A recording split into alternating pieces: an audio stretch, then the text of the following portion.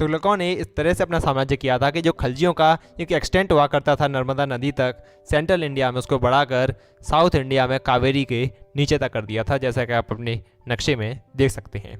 क्योंकि खलजियों का जो साम्राज्य था वो नॉर्थ वेस्ट एरिया से लेकर नर्मदा नदी तक था, लेकिन इन्होंने अपने साम्राज्य को बढ़ाकर यहाँ तक कर दिया। इसके क्या फ़ायदे हुए, क्या नुकसान हुए, उसके बारे में ही बात करेंगे। और इस बारे में ही बात करेंगे कि क्यों तुगलकों के एक राजा को वाइजेस्ट फूल कहा गया, आज SNV हिस्ट्री में। अब बात सामने यह आती है कि खलजियों के बाद में तुगलक आए तो आए कैसे, क्योंकि कहानी में हम अब तक ये पढ़े थे कि अलाउद्दीन खिलजी अच्छा खासा राज कर रहा था। उसके बाद में उसकी मृत्यु हो जाती है, तो उसके बाद में उसका माइनर सन अलाउद्दीन का वह राजा बनता है। लेकिन उसका भी साम्राज्य इतने लंबे समय तक नहीं रह पाता और एक हिंदू कन्वर्टेड खुसरो, जिसको हम कह सकते हैं, इसको राजा बनाया जाता है, जिसको मार देता है आपका कौन, गाजी मलिक। अब ये गाजी मलिक कौन था, इसके बारे में थोड़ी देर में बात करेंगे, लेकिन थोड़ा सा खलजियों के बारे में ही बात करें तो इनका एंड इसलिए हो गया क्योंकि हमने कई सारे साम्राज्यों में इस तरह से पढ़ा है चीज़ों को कि कुछ राजा तो ऐसे होते हैं जिसका कोई तोड़ नहीं होता, वे जहाँ भी जाएंगे वो जीतते हुए ही जाएंगे। और एक चीज़ हमने ये भी नोटिस की है, ये भी हमने देखी है कि पूरे के पूरे साम्राज्य में ऐसे कुछ राजा बहुत कम होते हैं। जब भी कोई डायनेस्टी चलती है, या तो देखिए मुगल जैसा बात हो कि सीधे 5-6 राजा आपके ऐसे आते हैं स्टार्टिंग में जो कि काफ़ी अच्छा खासा राज करते हैं, लेकिन अक्सर ऐसा होता है कि डायनेस्टीज़ में कुछ एक राजा तो काफ़ी अच्छे होते हैं, लेकिन बाद के राजा इतने अच्छे नहीं होते। हमने देखा था पृथ्वीराज चौहान के केस में भी, आगे भी आके देखेंगे कई सारे केसेस में। कुछ सारे एक्सेप्शंस भी होते हैं, जैसे कि चोलाज में थे, जैसे कि आपके पालाज में थे, तो कुछ एक्सेप्शंस भी होते हैं। लेकिन अक्सर ये देखा जाता है कि कुछ ही राजा ऐसे होते हैं जिनका नाम इतिहास में नोटिस करने लायक होता है। तो खलजियों में भी एक ऐसा महान राजा था, इसका नाम था अलाउद्दीन खलजी, जिसे अपने शासन के लिए और अपने जो व्यवहार था उसके लिए उसको इतिहास में उसने अपना नाम दर्ज कराया। जिस तरह से उसने शासन किया भारत पर, आप उसका एक्सटेंट भी यहाँ पर देख सकते हैं। खलजियों का यहाँ तक रहा था, जैसा कि हमने आपको पहले ही बताया था कि नर्मदा नदी से वो नीचे नहीं आए थे। अब खलजियों के बाद में कौन आया, तुगलक। तुगलक कैसे आया मैं आपको बता चुका हूँ कि गाजी मलिक ने हत्या कर दी थी आखिरी किंग जो था खलजीज का, जिसका नाम क्या था, खुसरो। अब खुसरो की हत्या करने के बाद में तुगलकों की स्टार्टिंग हो जाती है, क्योंकि गयासुद्दीन तुगलक, जिसको हम गाजी मलिक भी कहते थे, इसी ने हत्या की थी आखिरी किंग खलजियों का था खुसरो की। 1321 से लेकर 1325 तक इसका साम्राज्य रहा। ये फाउंडर था, और अक्सर जैसा कि हम देखते हैं जो फाउंडर होते हैं किसी भी डायनेस्टी के, उनका साम्राज्य बेहद कम होता है। वे अक्सर ऐसा होता है कि काफ़ी लंबा साम्राज्य नहीं जी पाते, फिर चाहे वह बाबर हो या फिर हमने इससे पहले देखे थे जलालुद्दीन खिलजी हो, हमने कई बार ऐसा देखा है। तो इसी तरह से इन्होंने भी लंबा राज्य नहीं किया, मृत्यु हो गई इनकी एक्सीडेंट के जरिए, और उसके बाद में इनका जो पुत्र थे उन्होंने सक्सीड कर लिया था किसे, इनका जो सिंहासन था उसे। कहा जाता है कि इन्होंने अपना जो टॉम्ब था, जो इनका मकबरा था, इसको इन्होंने खुद ही बनवाया था। इसका तस्वीर आप अपनी स्क्रीन पर देख सकते हैं। अब हमको कमेंट में आप ये बताएंगे कि इनका ये मकबरा है वह कौन सी जगह है। ये आपका काम है, गूगल पर सर्च कीजिए और हमें अभी कमेंट कीजिए, क्योंकि ये कुछ चीज़ें हैं जो कि आपसे कभी पूछ ली जाती हैं मैच द फॉलोइंग के नाम पर प्रीलिम्स में। इसके बाद में जैसा कि मैंने आपको बताया था, इनका पुत्र जो है वो इनको टेक ऑन कर लेता है। इसका नाम था मोहम्मद बिन तुगलक। जौना के नाम से भी इसको जाना जाता था, और जौनपुर जो जगह है वो इन्हीं के नाम पर रखी गई है। 1326 से लेकर 1351 तक इसने राज किया, और जैसा कि हमने बताया था कि वाइजेस्ट फूल इसी राजा को कहा जाता था। वाइजेस्ट फूल का मतलब होता है एक ऐसा इंसान जो कि है तो होशियार लेकिन काफ़ी ज़्यादा मूर्ख है, और इसको इसीलिए कहा जाता था ऐसा क्योंकि इसने जो एक्सपेरिमेंट किए थे वो अहेड ऑफ टाइम थे। कई बार हम ऐसे कुछ काम कर देते हैं जो कि काम तो सही होते हैं लेकिन समय से काफ़ी ज़्यादा पूर्व होते हैं। ऑन द टाइम चीज़ें होती हैं तो वे बेहतर मानी जाती हैं, लेकिन ये थोड़े से जल्दी कर गए अपने फैसलों में। उन फैसलों के बारे में थोड़ा आगे पढ़ेंगे, थोड़ा सा और इनके बारे में उससे पहले जान लेते हैं। इससे पहले बता दूं, इन्होंने रिलीजन और फिलोसफी को काफ़ी अच्छे तरीके से पढ़ा था, और मैंने ऐसा ही कुछ आपको बताया था रज़िया सुल्तान के बारे में, क्योंकि उसने भी सारे के सारे जो आपके किताबें थीं, जो धर्म था, उसको भी अच्छी तरह से पारंगत तौर से पूरा किया था। उसको पूरा करने के बाद उसको एक चीज़ समझ में आ गई थी कि कट्टरवादिता किसी भी धर्म में नहीं है, जैसा कि इसके दिमाग में भी चीज़ें थीं। क्रिटिकल और ओपन माइंडेड था ये अपने डिसीजंस में, और जो नेपोटिज्म था उस पर इसने प्रहार किया था। इससे पहले मैं आपको बता चुका हूँ अलाउद्दीन खिलजी ने भी नेपोटिज्म पर प्रहार किया था, और इसने जो पोजीशंस थी वो मेरिट के बेसिस पर दी, इररेस्पेक्टिव ऑफ बर्थ। क्योंकि राजा महाराजाओं के दौर में अक्सर हम ऐसा देखते थे कि ये किसी के चाचा का लड़का है, किसी के भतीजा है, किसी का पुत्र है, तो उसको ही अहम जो पद थे वो दे दिए जाते थे। लेकिन उन सभी से इसने अपने साम्राज्य को बचाया और एक अलग तरह से ले गया। और पढ़े लिखे होने का यह एक फ़ायदा होता है कि आप चीज़ों को समझ जाते हैं। जो कुछ आपके कट्टर लोग होते हैं उनसे आप दूरी बना लेते हैं और जो चीज़ें सही हैं उन्हीं पर आप काम करते हैं।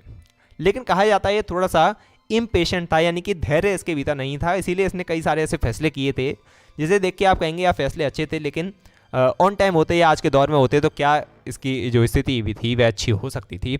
जिस तरह से इसका नाम कहा जाता था वाइजेस्ट फूल, वह नहीं होता। इसके टाइम पर इब्न बतूता जो था वो आया था मोरक्को से। आपने इसके बारे में कई बार इतिहास की किताबों में पढ़ा होगा। मोरक्को कहाँ पे है मैं आपको बता दूं, जो अफ्रीका है यहाँ पर एक देश है मोरक्को, इस जगह पर। यहाँ से यात्रा करते हुए अब वो इधर से आया था, जैसा कि आप यहाँ पर देख सकते हैं। इधर से होते हुए इधर होते हुए वह यहाँ पर आया था।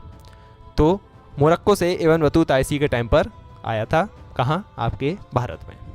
अब बात करते हैं कि जौना के यानी मोहम्मद बिन तुगलक के ऐसे कौन से फैसले थे जिनकी वजह से इसको कई सारी आलोचनाएं सुननी पड़ती हैं और जिसकी वजह से इसको वाइजेस्ट फूल भी कहा जाता है।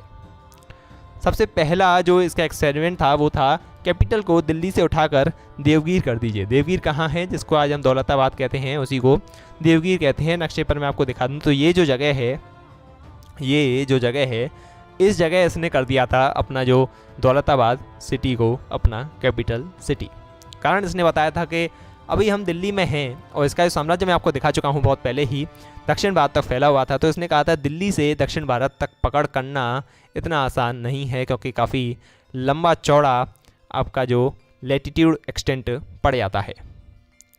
और इसका मानना कहीं हद तक सही भी था, क्योंकि काफ़ी अच्छा खासा लैटिट्यूड जो एक्सटेंट है वह पड़ जाता है। और लेकिन उस समय जो लोग थे उनके हिसाब से ये चीज़ें सही नहीं थी, क्योंकि एक समय जहाँ पे आपका सब कुछ सजा हुआ है और नॉर्थ वेस्ट एरिया आपका हमेशा ओपन रहता है, यहाँ से कोई भी दुश्मन कभी भी आ सकता है।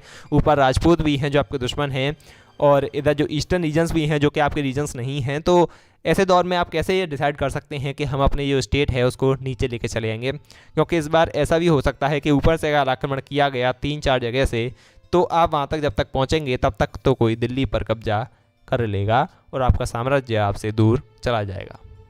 तो इसका ये फैसला था, सही फैसला माना जाता है, लेकिन उस दौर के हिसाब से, उस समय के हिसाब से यह बहुत ही गलत फैसला साबित हुआ। इसीलिए वाइजेस्ट फूल का नंबर 1 कारण यह बना। नंबर 2 कारण था टोकन करेंसी का चला देना। आज के दौर में टोकन करेंसी चलती है। हम जो नोट देखते हैं, जो सिक्के देखते हैं, उनकी कीमत वास्तव में देखी जाए तो उतनी नहीं होती, लेकिन सरकार इस बात पर जो RBI का जो गवर्नर होता है उसके थ्रू ये एक आपके लिए प्रॉमिस करती है कि उस कीमत का नोट वह है, 500 रुपये का हो, 2000 का हो। इससे पहले 1000 का नोट चलता था, 200 के नोट हैं, अभी 100 का नोट है, 10 रुपये का भी सिक्का होता है, लेकिन सरकार उस पर ये आपको प्रॉमिस करती है कि इसकी जो कीमत है वह उतनी दी जाएगी। और यह ऐसा नहीं था कि ऐसा करने वाला पहला इंसान था, इससे पहले कुबलई खान जो था चाइना में कर चुका था। लेकिन आपको एक चीज़ यहाँ पे ये समझ लेनी चाहिए, हो सकता है कोई चीज़ मेरे लिए अच्छी है पर आपके लिए अच्छी ना हो। ऐसा ही हिसाब होता है जीवन में कि परिस्थितियों के हिसाब से अगर आप फैसले लेते हैं तो हो सकता है वे सही हों, लेकिन परिस्थितियाँ सबके लिए समान नहीं होती। इसको ये चीज़ समझनी चाहिए थी, क्योंकि कुबलई खान ने चाइना में जब किया था तो वहाँ पर हो सकता है वो अपने प्रशासन को अलग तरह से चलाता हो, इसका साम्राज्य किस तरह से रहा होगा उसका इसको यहाँ पर खामियाजा ये भुगतना पड़ा कि जो टोकन करेंसी इसने उस दौर में चला दी थी, उस दौर में इसने नोट चलाने की कोशिश की थी, कॉपर के रूप में इसने अपनी जो करेंसी थी उसको चलाने का फैसला किया था, जिससे कि ट्रेडर्स जो थे उन्होंने इग्नोर कर दिया। इसीलिए मैं कह रहा था कि परिस्थितियों को देख के आपके हित में क्या है उसको देख के आपको फैसले लेने चाहिए। ट्रेडर्स जो थे वो पूरे के पूरे विश्व में उस समय ट्रेड किया करते थे, और मान लीजिए आपको कहीं से पेमेंट होनी है या आपको पेमेंट करनी है तो आप सोने के सिक्के तो दे सकते हैं, क्योंकि वे जगव्यापी थे उस समय भी और हर जगह सोना सोना ही होता है। लेकिन कॉपर के सिक्के के बदले में कोई आपको सामान क्यों देगा? क्योंकि ये जो एक्सटेंट है वो डॉलर तो नहीं है आज के दौर का, जैसे कि हर एक देश स्वीकार लेगा। उस ज़माने में तो कोई डॉलर नहीं था, कोई UN नहीं था, कोई अमेरिका भी नहीं था। तो इस ज़माने में एक चीज़ जो काम करती है जो कॉमन करेंसी के तौर पर वो थी गोल्ड। आपने गोल्ड को हटाकर कॉपर के सिक्के चलवा दिए टोकन करेंसी के तौर पर वो भी, तो वो काफ़ी ज़्यादा नुकसानदायक रहा और ट्रेडर्स ने तो मना ही कर दिया। दूसरी सबसे बड़ी बात इसमें ये आई कि जो लोग थे उन्होंने डुप्लीकेट करेंसी बनाना शुरू कर दी। डुप्लीकेट करेंसी यानी कि आप देखते हैं नकली नोट जो होते हैं आज के दौर में, कुछ ऐसा ही वहाँ पर उस समय भी होने लगा। इससे इसको ये फैसला वापस लेना पड़ा और जिस तरह से देवगिरी से हटाकर वापस दिल्ली को कैपिटल बनाना पड़ा था, वही काम इसने यहाँ पर किया। इनको सिक्कों को बंद करके वापस जो पुरानी करेंसी थी उसको करना पड़ा। इसके बाद में बात आती है कि इसने ज़मींदारों का जो हक था उसको हटाकर कल्टीवेटर्स को डायरेक्ट मदद देने का फैसला किया और उसको कोशिश की कि ये किसी भी तरह से उसमें सफल हो जाए। इसने कोशिश की कि इनको रिलीफ दिया जाए सीड्स में और कैटल में।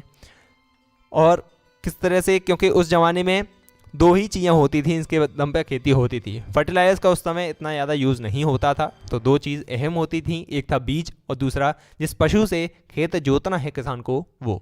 तो कैटल और सीड दोनों में रिलीफ देने का इसका फैसला था।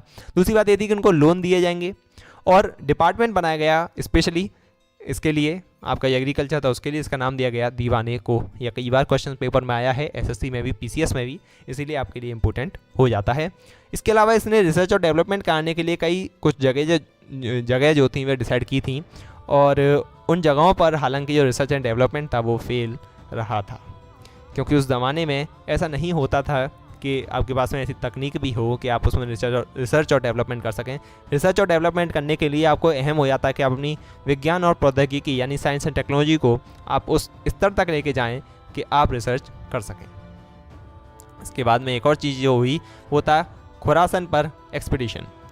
यहाँ पर जो एक्सपीडिशन इसने करना चाहा खुरासन पर, मैं आपको बता दूँ, जो एम्पायर था नॉर्थ वेस्ट एरिया में, उस पर इसने एक्सपेडिशन करने का पहले कोशिश की। फिर इसका पता चला कि नहीं, वहाँ पर चीज़ें जो हैं वे सामान्य हो चुकी हैं, तो इसने फिर यहाँ पे मना कर दिया। इसके अलावा एक और कोराचिल एक जगह है जो कि कुमाऊं हिल्स में है, वहाँ पर इसने कोशिश की, चाइनीज़ जो थे वो घुसपैठ कर रहे थे, उनको किसी भी तरह सबक सिखाया जाए। और जो गढ़वाल ट्रूप्स थी, ये गढ़वाल है, ये जो यहाँ पर लिखा हुआ है ये गढ़वाल है, ये जो ट्रूप्स थी इनको भी यहाँ पर मज़ा चखाया जाए। लेकिन कुछ ऐसा हुआ कि ना तो ये चाइनीज़ को ही सही से मज़ा चखा पाया और ना ही गढ़वाल को ठीक से मज़ा चखा पाया, क्योंकि आप जानते हैं जो टेरेन है वो कुछ अलग तरह का है, वो इतना ज़्यादा फिजिबल नहीं है। और वहाँ से जो पहाड़ शुरू होते हैं वे कुछ बड़े ही पहाड़ हैं हिमालय की पहाड़ियों के। चाइनीज़ और गढ़वाल लोग उसका चप्पा चप्पा जानते थे, लेकिन इसकी जो फौज थी वो इसके लिए इतनी ज़्यादा तैयार नहीं थी। नतीजा ये हुआ कि इन्हें वापस आना पड़ा और इसका ये नंबर 4 बना डिसीजन, जिसके लिए इसे वाइजेस्ट फूल कहा जाए। अब इतने सारे आप फैसले ले लेंगे तो साम्राज्य के अंदर जो नोबल हैं उनका क्या होगा? तो वही हुआ कि इसका जो साम्राज्य था वो अब डिससेटिस्फाई होने लगा और डिसइंटीग्रेट भी होने के इसके पूरे चांसेस बन गए। क्योंकि एक चीज़ हमने जो पहले पढ़ी थी वो ये थी कि इसने जितने भी पद बांटे थे ना, वो किसी भाई भतीजावाद पर नहीं बांटे थे, यानी परिवार के लोग वहाँ पर नहीं थे, अपने अपने जो सक्षमता थी, जितनी काबिलियत थी लोगों की, उसके हिसाब से इसको पद बांटे गए थे। अब लोगों के पास में जब पदों के हिसाब से लोग वहाँ पर बैठे हुए हैं और उनकी अपनी वैल्यू है, अपनी जो एक हैसियत है, उस हिसाब से वो लोग वहाँ बैठे हुए हैं, उनके भीतर कोई परिवार नहीं है, उनके भीतर कोई मेलजोल नहीं है, तो फिर वो क्यों कोशिश करेंगे कि हम अपने जो संगठन है उसको आगे बढ़ाएं? बल्कि वो तो ये भी कोशिश कर सकते हैं ना कि जो हमारे अपने लोग हैं, हम अपनी अपनी जो चीज़ें हैं उसको क्यों ना बढ़ाएं, अपनी पावर को क्यों ना बढ़ाएं। तो क्योंकि कोई कारण नहीं था लोगों के पास में, नोबल्स के पास में, कि एकजुट रहा जाए, इसीलिए काफ़ी ज़्यादा कारण ऐसे बन गए थे कि जो साम्राज्य है वो टूट जाएगा। इस तरह के यहाँ पे कारण थे। और इसके बाद में जो कुर्सी पर बैठते हैं वो हैं फिरोज शाह तुगलक। 1351 से 1388 तक राज करते हैं और सबसे पहले कोशिश ये करते हैं किसी भी तरह से अपने राज्य को बचाया जाए, किसी भी तरह से एम्पायर को बचाया जाए।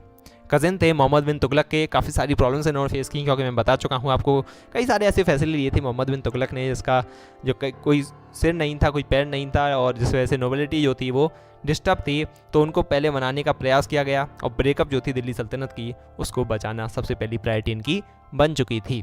अपीज़ करना पड़ा इन्हें नोबिलिटी को, उनको खुश करना पड़ा, जो वो चाहते थे उनको देना पड़ा।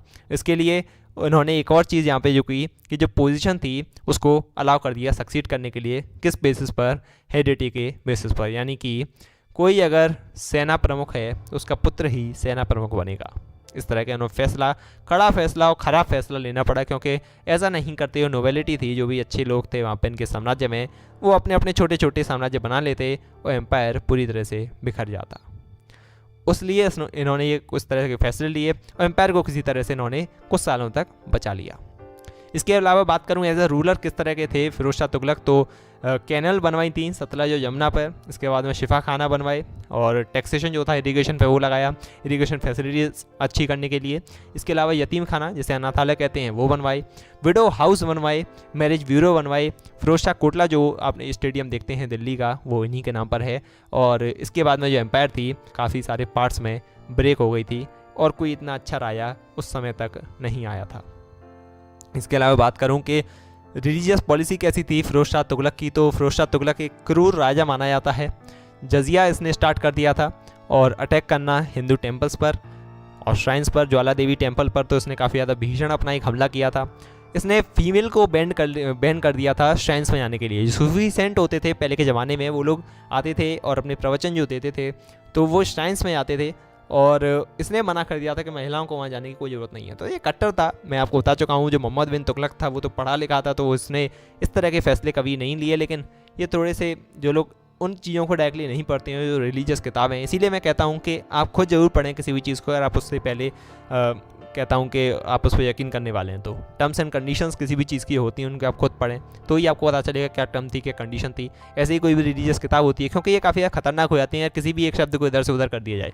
इसीलिए अगर आपको कोई ये बिलीफ अपनाना है तो उसको पहले आप खुद पढ़ें और समझें, किसी के कहे या सुने बातों पर नहीं है, फिर चाहे वो कोई भी हो। वरना आप इस तरह के फैसले लेते हैं कि जाएँ और दूसरे धर्म के मंदिरों को तोड़ना शुरू कर दें। अपने ही जो धर्म है उसके अंदर जो एक फेस्टिवल होता है इनका शबी बारात, उसको इन्होंने मना कर दिया कि इसको कोई नहीं मनाएगा, और फीमेल्स को मना कर दिया कि आप सूफी सेंट की जो श्राइन्स हैं उसमें नहीं जाएंगे। तो इस तरह के फैसले लेते हैं या फिर आप, क्योंकि जब आप खुद से नहीं पढ़ते हैं चीज़ों को। तो इसके बाद में एक बहुत ही भयानक अटैक हुआ और मैं समझता हूँ कि उतना अटैक यहाँ पे अभी तक किसी ने नहीं किया था भारत में, उस तरह का अटैक किया गया। और तैमूर लंग की बात करेंगे अगली वीडियो में, किस तरह से वो आए और किस तरह से उन्होंने एक अपनी नई डायनेस्टी यहाँ पर भारत को दे दी। तब तक खुश रहें, मुस्कुराते रहें। जय हिंद, जय भारत, वंदे मातरम।